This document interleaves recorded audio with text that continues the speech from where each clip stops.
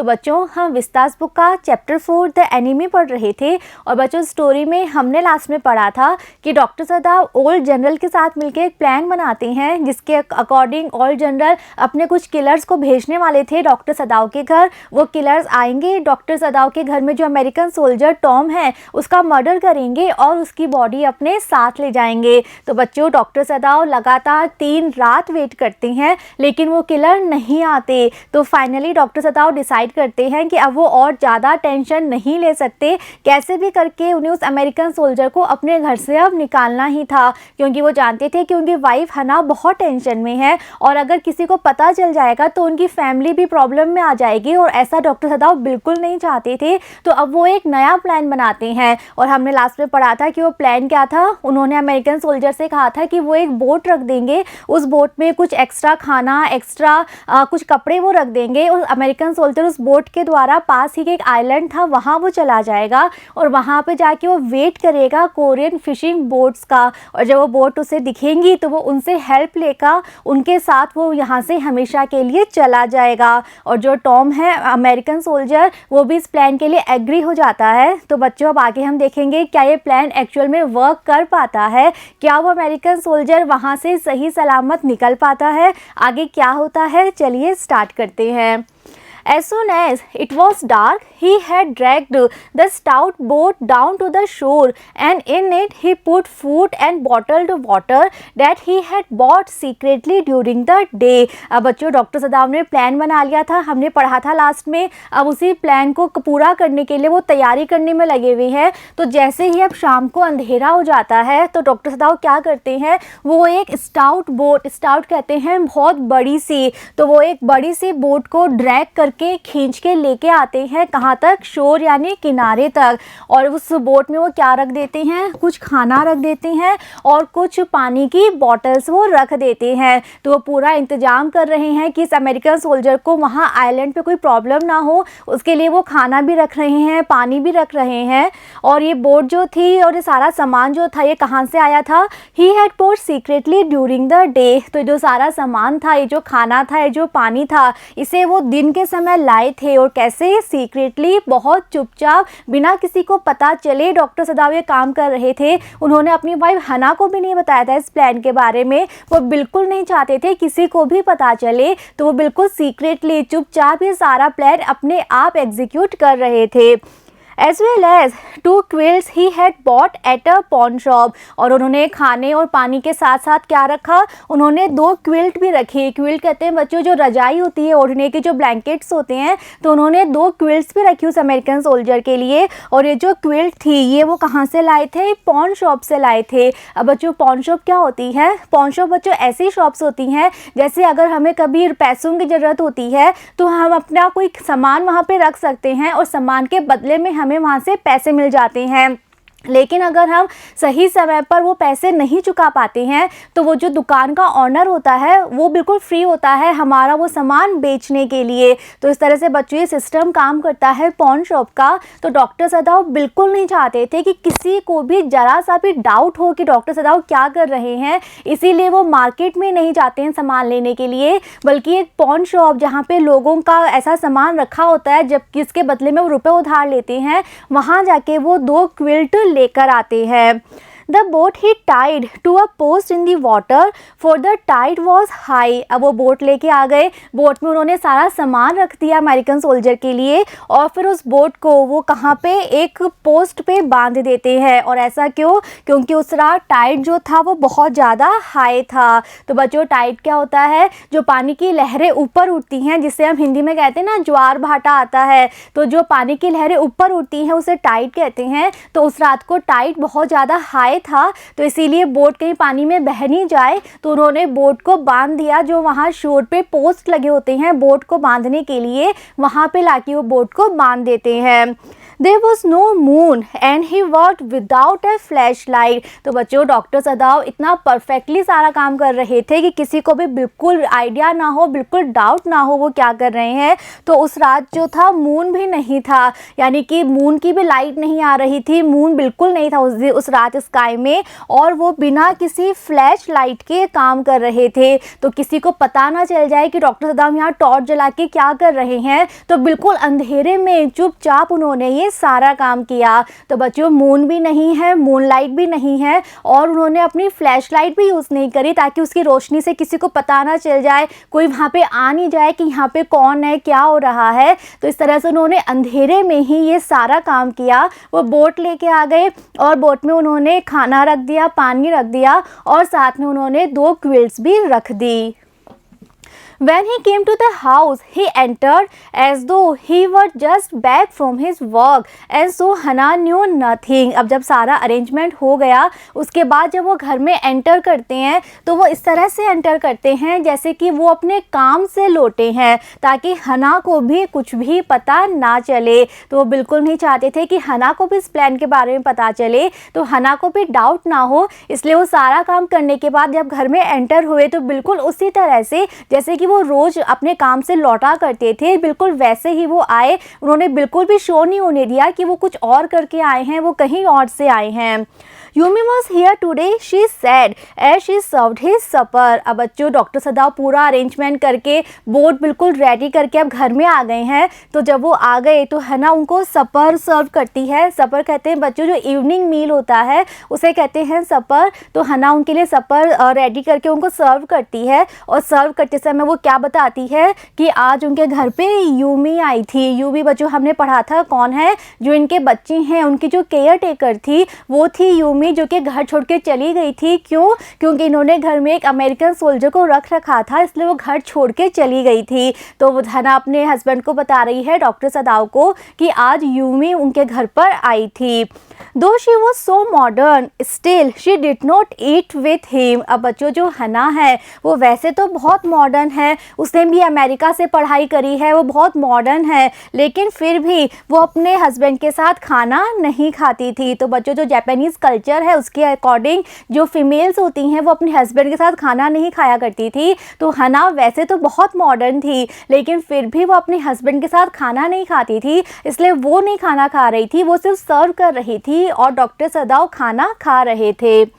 Yumi cried over the baby, she went on with her Sai. तो आगे अपनी बात वो कंटिन्यू करती है, अपनी बात बताते हुए आगे वो कहती है कि जब यूमी यहाँ आई तो वो रो रही थी। क्यों रो रही थी? अब यूमी बच्चों की केयर टेकर थी, वो सारा समय बच्चों के साथ स्पेंड करती थी, तो घर से जाने के बाद उसे बच्चों की याद आ रही थी, तो बच्चों को याद करते हुए वो रो रही थी। She Mrs him so. तो आगे हना बताती है कि वो बच्चों को बहुत ज़्यादा मिस कर रही है। The servants will come back as soon as the foreigner is gone, सदाव said। तो सुनने के बाद डॉक्टर सदाव सिर्फ इतना कहते हैं कि जो हमारे सर्वेंट्स काम छोड़ के चले गए हैं वो सारे सर्वेंट्स वापस आ जाएंगे जैसे ही ये फॉरेनर यहाँ से चला जाएगा। तो फॉरेनर कौन है बच्चों? वो अमेरिकन सोल्जर टॉम। तो डॉक्टर सदाव कहते हैं कि इस टॉम की वजह से सर्वेंट्स काम छोड़ के गए थे, तो जब ये टॉम यहाँ से चला जाएगा तो सारे सर्वेंट्स अपने आप वापस काम पे आ जाएंगे।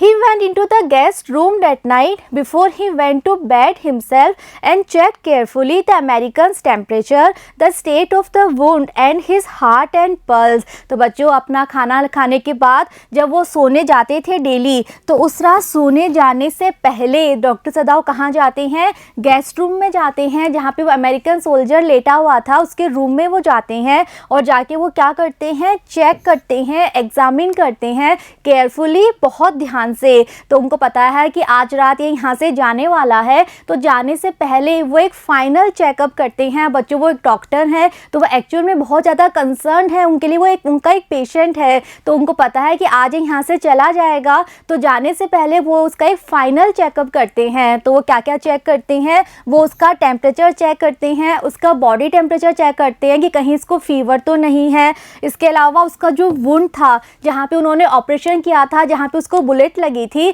तो उस वुंड को वो चेक करते हैं कि अभी कितना हील हो गया, अभी कैसा है। इसके अलावा वो उसकी हार्ट और उसकी पल्स भी चेक करते हैं कि क्या हार्ट अच्छे से बीट हो रहा है, क्या पल्स अच्छे से चल रही हैं। तो सारा कंप्लीट चेकअप वो करते हैं।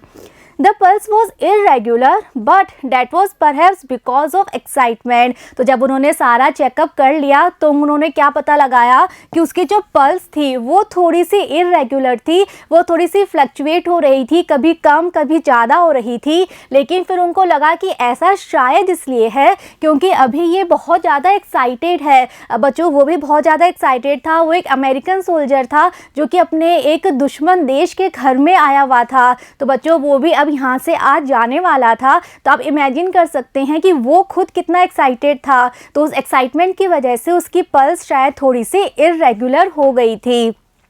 The young man's pale lips were pressed together and his eyes burned। तो उस समय वो जो यंग मैन था, जो अमेरिकन सोल्जर था, वो कैसा लग रहा था, उसके लिप्स अभी भी पेल थे। और बच्चों पेल कलर शो करता है वीकनेस को, तो अभी भी बहुत ज़्यादा वीक था। तो उसके जो लिप्स थे वो आपस में प्रेस यानी आपस में एक दूसरे से दबे हुए थे, जुड़े हुए थे। और उसकी जो आइज़ थी वो बिल्कुल बर्न यानी रेड थी। तो उसकी आइज़ तो रेड थी और उसके लिप्स पेल थे और आपस में जुड़े हुए थे, यानी वो कुछ बोल नहीं रहा था, चुपचाप खड़ा था। Only the scars on his neck were red। और बच्चों हमने पढ़ा था पहले कि इसकी नेक पे स्कार्स थे, किसी चोट के निशान थे। तो वो जो स्कार्स थे वो अभी भी रेड थे।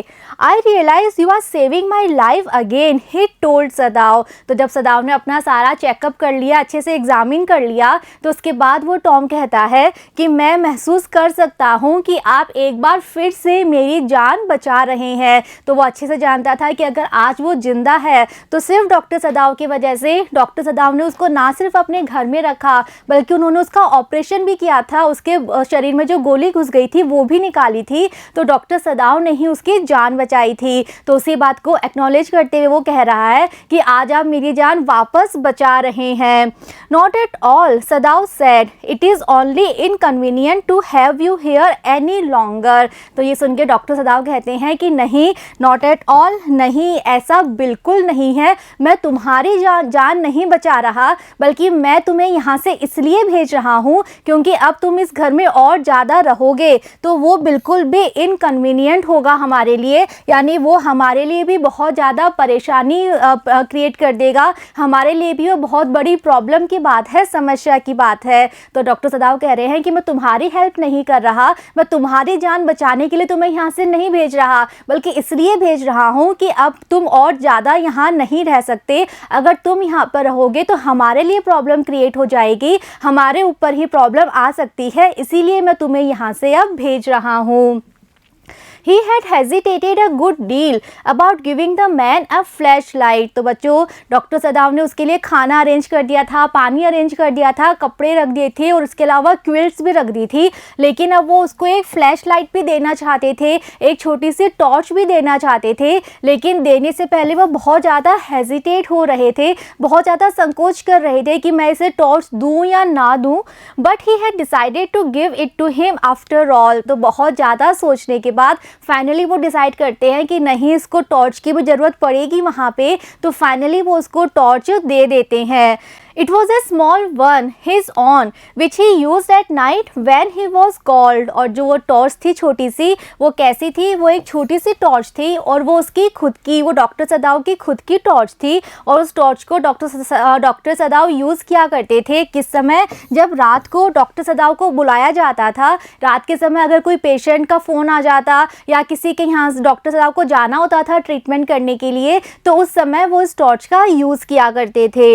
If your food runs out before you catch a boat, he said, signal me 2 flashes at the same instant the sun drops over the horizon। तो बच्चों डॉक्टर सदाव की आगे तक की कंप्लीट प्लानिंग थी। उन्होंने इतना तो अरेंज कर दिया था कि बोट में बैठ के ये उस आइलैंड पहुंच जाएगा, लेकिन आइलैंड जाने के बाद आगे क्या करना था वो भी डॉक्टर सदाव बहुत अच्छे से एक्सप्लेन करते हैं। तो वो उसको समझाते हुए क्या कहते हैं कि अगर तुम्हारा खाना रन्स आउट कहते हैं ख़त्म होना, देना। तो कह रहे हैं कि अगर तुम्हारा खाना जो मैंने तुम्हारे लिए बोट में रखा है, अगर वो खाना ख़त्म हो जाए किससे पहले, तुम्हारे बोट पकड़ने से पहले, यानी कि तुम वहाँ आइलैंड पे ही हो, तुम कोरियन फिशिंग बोट का वेट कर रहे हो, बोट नहीं आ रही, और इस बीच अगर तुम्हारा खाना ख़त्म हो जाएगा तो तुम क्या करोगे, signal me 2 flashes at the same. तो वो कह रहे हैं कि तो तुम इस टॉर्च का यूज़ करना, तुम इस फ्लैश लाइट का यूज़ करना, और इसका यूज़ करके तुम मुझे सिग्नल देना। और सिग्नल कैसे देना, तुम एक साथ एट द सेम यानी लगातार तुम 2 बार मुझे फ्लैश लाइट से सिग्नल देना, यानी कि तुम लगातार 2 बार अपनी टॉर्च जलाना, तो मैं समझ जाऊंगा कि तुम्हारा खाना ख़त्म हो गया है। The sun drops over the horizon, और किस समय तुम्हें ये करना है, बिल्कुल उसी समय जिस समय सन जो है वो होराइजन पे क्या हो जाता है, ड्रॉप हो जाता है, यानी कि जिस टाइम सनसेट होता है तो बिल्कुल उसी टाइम सनसेट के समय तुम अपनी टॉर्च यूज़ करना और 2 बार अपनी टॉर्च ऑन करना, तो मैं समझ जाऊंगा कि तुम्हारा खाना ख़त्म हो गया है। Do not signal in darkness for it will be seen. तो आगे वो समझा रहे हैं, वो कह रहे हैं कि तुम्हें काम सिर्फ सनसेट के समय करना है, जब रात को अंधेरा हो जाए तब तुम सिग्नल बिल्कुल भी मत भेजना, क्योंकि उस समय जब अंधेरा होगा चारों तरफ और ऐसे में जब तुम टॉर्च जलाओगे तो वो दूर से भी कोई भी देख सकता है, तो कोई भी समझ जाएगा कि आइलैंड पे कोई है। तो वो बिल्कुल अच्छे से एक एक चीज़ का ध्यान रख रहे हैं डॉक्टर सदाव। तो वो ये भी चाह रहे हैं कि इसको किसी तरह की प्रॉब्लम ना हो, साथ ही वो इस चीज़ का भी ध्यान रख रहे हैं कि किसी को पता ना चले, ताकि उनकी खुद की फैमिली पे कोई संकट ना आ जाए। तो वो समझा रहे हैं कि जब खाना ख़त्म हो जाएगा तो सनसेट के टाइम तुम अपनी टॉर्च का यूज़ करके 2 बार सिग्नल दे देना, और रात के समय अंधेरे के समय टॉर्च बिल्कुल यूज़ मत करना। If you are all right but still there signal me once. आगे वो कह रहे हैं कि अगर तुम बिल्कुल सही हो, तुम्हारे पास खाना भी है, तुम बिल्कुल सही हो, लेकिन अगर अभी भी तुम वहाँ आइलैंड पे ही हो, तब तुम क्या करना, तब तुम मुझे एक बार सिग्नल देना। तो ये डॉक्टर सदाव का प्लान था बच्चों कि जब ये आइलैंड पे पहुँच जाएगा तो डॉक्टर सदाव को कैसे पता चलेगा कि वो आइलैंड पे अभी है या नहीं है। तो उसके लिए डॉक्टर सदाव ने कहा कि तुम डेली सनसेट के टाइम जब तक तुम वहाँ हो तो मुझे डेली एक बार सिग्नल देना, और अगर तुम्हारा खाना ख़त्म हो जाएगा तब तुम 2 बार सिग्नल देना। तो अगर तुम बिल्कुल ठीक हो लेकिन वहीं हो, आइलैंड पे ही हो, तो तुम डेली मुझे एक बार सिग्नल दोगे सनसेट के टाइम, और जब तुम्हारा खाना ख़त्म हो जाएगा तब तुम मुझे 2 बार सिग्नल देना। You will find fresh fish easy to catch, but you must eat them raw. A fire would be seen. आगे वो कह रहे हैं कि जो खाना मैंने तुम्हारे लिए बोट पे रखा है उसके अलावा तुम क्या कर सकते हो, तुम फ्रेश फिश भी कैच कर सकते हो, लेकिन तुम्हें वो फिश रॉ यानी कच्ची ही खानी होगी, बिना उसे कुक किए, बिना उसे पकाए तुम्हें फ़िश खानी होगी। क्योंकि अगर तुम फ़िश को पकाने के लिए अगर तुमने फायर जलाई, अगर तुमने आग जलाई, तो उस आग को कोई भी देख लेगा और फिर लोग समझ जाएंगे कि वहाँ उस आइलैंड पर कोई है। तो तुम्हें बिल्कुल आग नहीं जलानी है। अगर तुम फ़िश पकड़ोगे तो तुम्हें उस फ़िश को कच्चा ही खाना होगा, बिना पकाए ही खाना होगा। Okay, the young man ब्रीथेड। तो जब डॉक्टर सदाव ने पूरी प्लानिंग अच्छे से समझा दी तो लास्ट में वो सांस लेते हुए कहता है, ठीक है, मैं सारी बातें समझ गया।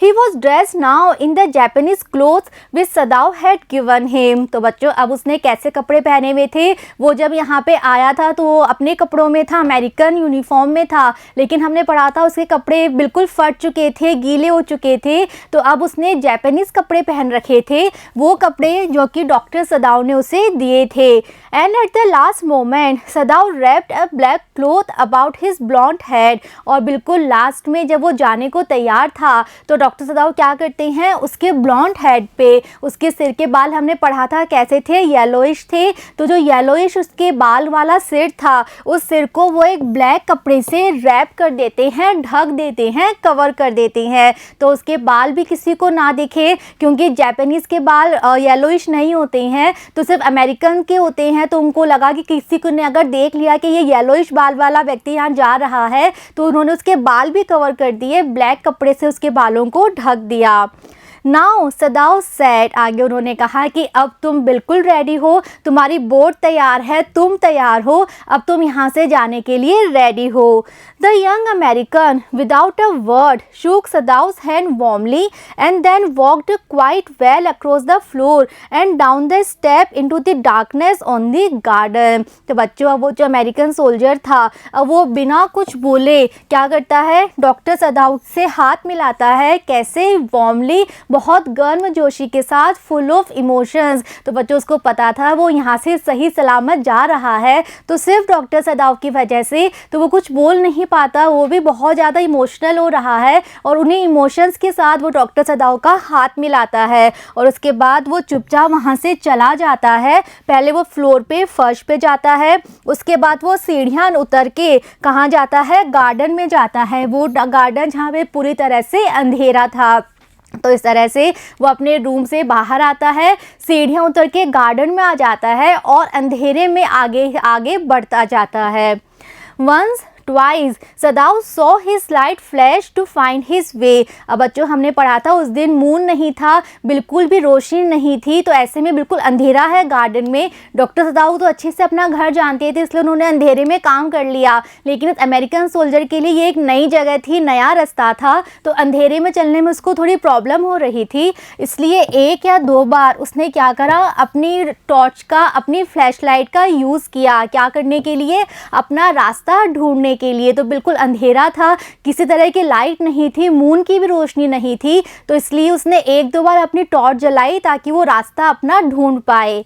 But that would not be suspected. तो डॉक्टर सदाओ ने देख लिया था कि वो टॉर्च जला रहा है, उसने एक दो बार टॉर्च जलाई, लेकिन डॉक्टर सदाओ को टेंशन नहीं थी, क्योंकि उनको लगा कि सिर्फ एक दो बार ही टॉर्च जली है और ऐसे में किसी को भी शक नहीं होगा। ये कोई शक करने वाली बात नहीं है, क्योंकि एक दो बार ही टॉर्च जली है।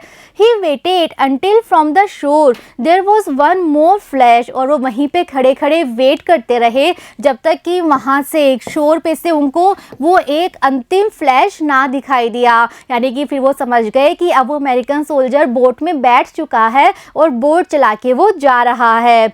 Then he closed the partition that night he slept। और जब वो समझ गए कि वो बैठ के जा चुका है, तो उन्होंने फिर वो पार्टीशन बंद कर दिया, अमेरिकन सोल्जर का रूम उन्होंने बंद कर दिया। और बच्चों, उस रात, बहुत दिनों के बाद, बहुत रातों के बाद, उस रात वो बहुत अच्छे से सो पाए, उस रात वो अच्छी नींद ले पाए, क्योंकि हमने पढ़ा था इससे पहले 3 रात वो सो नहीं पाए थे। हर रात वो यही वेट करते थे, किलर आएंगे, अपना काम करेंगे, तो 3 रातों से वो सो नहीं पाए थे। अब जबकि अमेरिकन सोल्जर फाइनली उनके घर से जा चुका था, तो उस रात वो बहुत अच्छे से सोए। तो बच्चों, इस तरह से डॉक्टर सदाओ ने ना सिर्फ उस अमेरिकन सोल्जर की जान बचाई, उसका ऑपरेशन करके उसको ठीक किया, लेकिन फाइनली बाद में उन्होंने उसको बिल्कुल सही सलामत अपने देश तक जाने का रास्ता तक दिखा दिया। इतनी अच्छी प्लानिंग करी और उसको अपने घर से, अपने देश से उन्होंने बाहर भेज दिया। तो बच्चों, अब आगे क्या होता है? क्या जापान में सब लोगों को पता चल पाएगा कि डॉक्टर सदाओ ने क्या किया? डॉक्टर सदाओ के साथ, उनकी फैमिली के साथ अब आगे क्या होगा, हम जानेंगे जब हम चैप्टर कंटिन्यू करेंगे। See you in the next video. Thank you.